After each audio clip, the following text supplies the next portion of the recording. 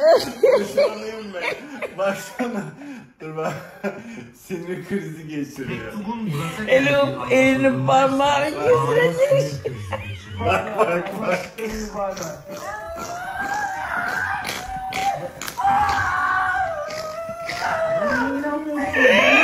Hadi çek.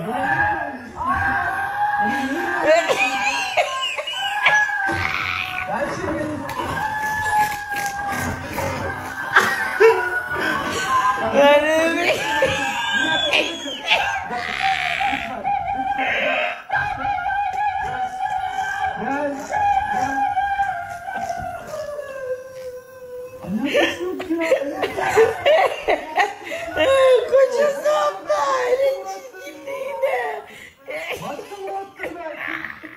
Bayıldı. Banu bayıldı. Sonra televizyon. olan Murat'tan. Ona ne desin yeter mi lazım? Murat'tan Banu'ya